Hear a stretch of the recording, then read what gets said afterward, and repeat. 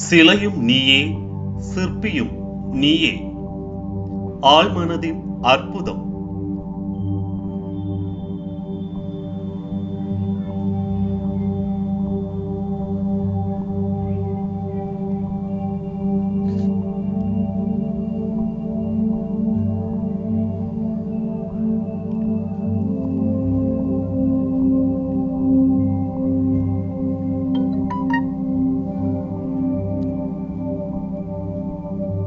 எண்ணம் ஒரு துளிர், பேச்சு ஒரு மொட்டு, செய்கை அதன் பின்னால் உள்ள பழம் என்கிறார் எமர்சன். ஆம், வெற்றி பெற்ற சாதனையாளர்களது வாழ்க்கை வரலாற்றை புரட்டி பார்த்தால் அவர்கள் சாதனை என்கிற ஆலமரத்தின் விதையாக ஆழ்மனதில் ஒரு எண்ணம் இருந்திருப்பதை புரிந்து கொள்ளலாம். இன்றைய நவீன மருத்துவம் ஆழ்மனம் பற்றிய பிரமிக்கத்தக்க உண்மைகளை கண்டறிந்து வெளியிட்டிருக்கிறது. டானா ஸ்லித் என்கிற அமெரிக்க பத்திரிகையாளர் ஒருவர் தன் ஆழ்மனதின் எண்ணங்களும் அவை அப்படியே ஈடேறிய விதங்களும் பற்றி தொகுத்து நூலாக வெளியிட்டுள்ளார். அதில் அவர் ஏன் ஆழ்மனதை பயன்படுத்த பலரும் கற்றுக்கொள்ளவில்லை என்பது எனக்கு வியப்பை அளிக்கிறது என்கிறார். நான் என்னுடைய பிரச்சனைகளுக்கான தீர்வை ஆழ்மனதின் மூலமாக கண்டுபிடித்திருக்கிறேன். நான் எழுதும் கட்டுரைகளுக்கான எண்ணங்களை ஆழ்மனதின் மூலமாகவே பெறுகிறேன்.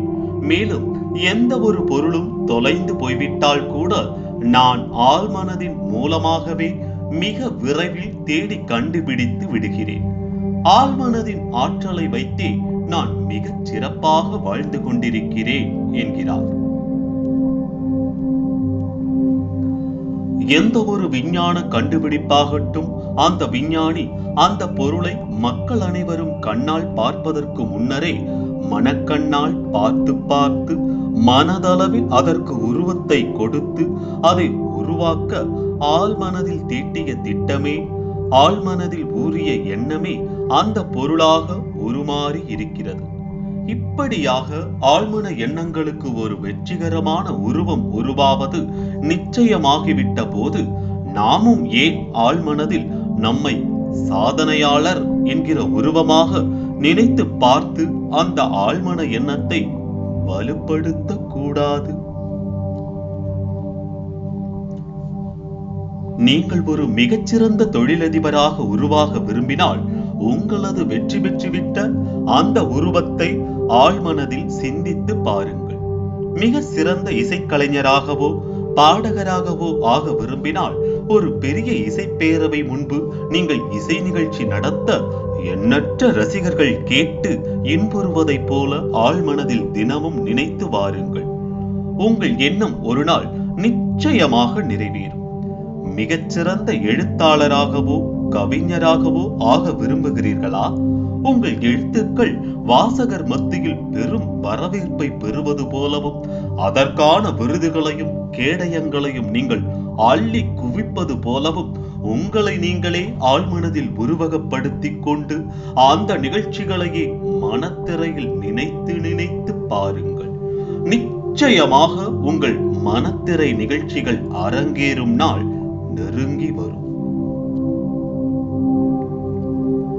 மீனவர்கள் தங்கள் ஆராய்ச்சியில் ஒரு விஷயத்தை கண்டுபிடித்திருக்கிறார்கள்.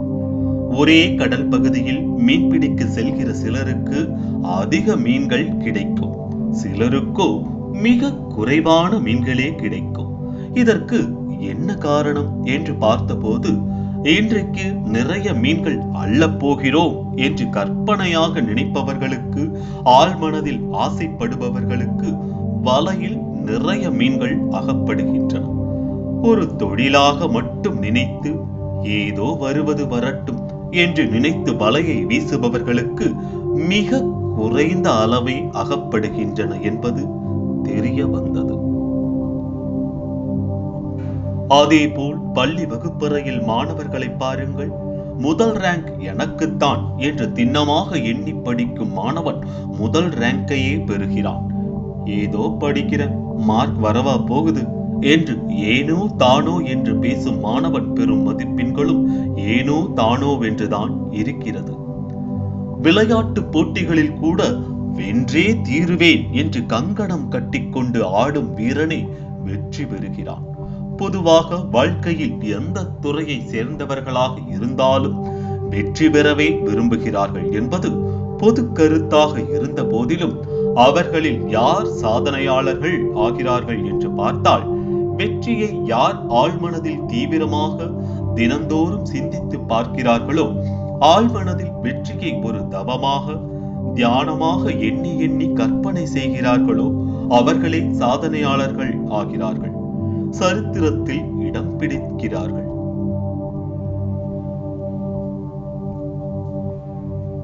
உங்களை நீங்களே செதுக்கி சீரமைத்துக் கொண்டிருக்கும் இந்த நேரத்தில் ஆழ்மன எண்ணங்கள் மூலமாக உங்களை நீங்களே வெற்றியாளர்களாக்குவது எப்படி என்று பார்ப்போம். உதாரணம் ஒன்றை பார்க்கலாம். நிறைய கம்பெனிகளுக்கு ஏறி இறங்கி விட்டீர்கள். நிறைய தகுதிகள் இருந்தும் நேர்முக தேர்வின் போது ஏதோ காரணத்தால் வெற்றி பெற முடியவில்லை. தேர்வாளர் முன்னிலையில் ஏதோ ஒரு அச்சத்தால் சரிவர பதில் சொல்ல முடியாமல் போய்விடுகிறது என்று சொல்கிறீர்களா? இப்போது கூறும் ஆலோசனைப்படி முயற்சி செய்து பாருங்கள். அடுத்த நேர்முக தேர்வில் உங்களுக்கு வெற்றி நிச்சயம். தனியாக ஒரு அறையில் அமர்ந்து கண்மூடி ஒரு 10 நிமிடங்கள் கீழ்கண்ட காட்சியை கற்பனை செய்து பாருங்கள். நேர்முக தேர்வாளர் அறைக்குள் நீங்கள் மிகவும் தைரியமாக சந்தோஷமாக நுழைகிறீர்கள். தேர்வாளர் உங்களுக்கு மிகவும் பரிச்சயமானவராக கண்ணுக்கு தெரிகிறார். வணக்கம் சொல்லி அமர்கிறீர்கள். அவர் கேட்கும் கேள்விகளுக்கு புன் சிரிப்புடன் மிக அழகாக பதில் சொல்கிறீர்கள். அவர் முகமும் திருப்திகரமாக மலர்வதைக் கண்டு கொள்ள முடிகிறது. திருப்தி அடைந்தவராய் கை குலுக்குகிறார். நீங்களும் நன்றி கூறி வெளியே வருகிறீர்கள். இந்த காட்சியை ஒரு நாளைக்கு குறைந்தது 2 முறையாவது ஆழ்மனதில் ஒத்திகை பார்த்து கொள்ளுங்கள். அடுத்த வாரம் நடக்கும் நேர்முக தேர்வின் போது ஏற்கனவே எல்லாம் வெற்றிகரமாக முடிந்து விட்டதைப் போன்று மனதில் தைரியம் பிறக்க அந்த இன்டர்வியூவில் நிச்சயம் வெற்றிதான். இதே போல்தான் சொந்தமாக கடை ஒன்றை வைத்திருக்கிறீர்கள் என்றால் அதிகாலையில் எழும் போதே படுக்கையில் இருந்தபடியே கூட இந்த ஆழமான சிந்தனையை துவக்குங்கள். ஒரு 5 நிமிடங்கள் ஆண்டவனை நினைத்து வேண்டிவிட்டு உங்கள் கடையை பற்றிய ஆழ்மன கற்பனையை துவக்குங்கள். கடைக்கு அதிக அளவில் வாடிக்கையாளர்கள் வருவது போலவும், ஜோராக விற்பனை நடைபெறுவது போலவும், அதிக அளவில் வருமானம் வந்து குவிய நீங்கள் சந்தோஷமாக வீடு திரும்புவது போலவும் மனக்கண்ணால் ஆழ்மனதில் திரைப்படம் போல காட்சிகளை பாருங்கள். அன்றைக்கு உங்கள் கடையில் வியாபாரத்தை கவனித்து பாருங்கள். மனக்கண் காட்சிகள் கண்முன் நிச்சயமாக நடக்கும். தினம் தினம் விற்பனை சூடுபிடிக்க பிறகென்ன, பிசினஸில் நீங்கள் புலிதான். அதாவது நாம் எதை அடைய விரும்புகிறோமோ அதை அடைந்து விட்டதாக கற்பனை செய்து கொண்டு ஆழ்மனதில் ஒரு காட்சியாக கண்டுகொள்வது நம் வெற்றிக்கு பெருமளவில் துணை புரியும். இதை அக்கால ஆன்மீக கதைகள் வாயிலாகவும் அறியலாம். இறைவனை காண வேண்டி மனதளவில் எண்ணங்களை ஒருமுகப்படுத்தி இறைவனை காண்பது ஒன்றையே நோக்கமாக கொண்டு தவம் இயற்றிய ரிஷிகள் தவப்பயனின் வாயிலாக இறைவனை கண்டிருக்கிறார்கள். ஆழ்மன எண்ணங்களே செயலாகிறது என்பது நிச்சயமாக சாத்தியம். எவ்வாறெனில் அருட்தந்தை திரு வேதாத்திரி மகரிஷி அவர்கள் தனது மனவளக்கலை மூலமாக கூறுவது என்னவென்றால், கடவுள் என்பது பிரபஞ்ச பேராற்றலே. பிரபஞ்ச பேராற்றல் வான்காந்தமாக எங்கும் பரவி உள்ளது. இதன் ஒரு சிறு துகளை ஒவ்வொரு ஜீவனுக்குள்ளும் ஜீவகாந்தமாக ஓடிக்கொண்டிருக்கிறது. ஆக வான்காந்த சக்தியின் சிறு பகுதியே ஜீவகாந்த சக்தி. நம் எண்ணங்கள் விரிய விரிய ஜீவகாந்தத்தின் சக்தி விரிவுபட்டு வான்காந்தம் எனப்படும் பிரபஞ்ச பேராற்றலுடன் தொடர்பு கொள்ள விளைகிறது. அப்போது அந்த ஜீவகாந்த சக்திக்கு தனி ஆற்றல் பேராற்றல் வந்து சேர்கிறது. ஆழ்மன எண்ணங்கள் பேராற்றல் துணை நிற்க பெரும் சாதனைகளாகின்றன, சரித்திரங்கள் படைக்கின்றன. இந்த ஆழ்மன எண்ணங்களை ஒத்திகை பார்க்கும் போது சிலவற்றை கருத்தில் கொள்ள வேண்டியது அவசியம். தினமும் ஒவ்வொரு முறையும் உங்கள் நெருங்கிய உறவினர்கள் மற்றும் நண்பர்களானாலும் சரி, அவர்களிடம் இன்று காலை நான் இவ்வாறு செய்தேன், பலன் அபரிமிதமாக இருக்கிறது என்றெல்லாம் சொல்லிக் கொண்டிருக்காதீர்கள். கேட்கும் உள்ளங்கள் எப்படிப்பட்டவை என்று சொல்ல முடியாது. சமயத்தில் இது குறித்து உங்களை கேலி கிண்டல் செய்யலாம். எனவே எப்போதும் மிகச்சிறந்த விஷயங்களை உங்களுக்குள்ளாகவே உங்களுக்கு மட்டுமே தெரிந்ததாக வைத்துக் கொள்வதே நல்லது. அடுத்து, ஒருபோதும் ஆழ்மனதில் தோல்வி அடைவது போலவும் விரக்தி மனப்பான்மையுடன் இருப்பது போலவும் கற்பனை செய்யாதீர்கள்.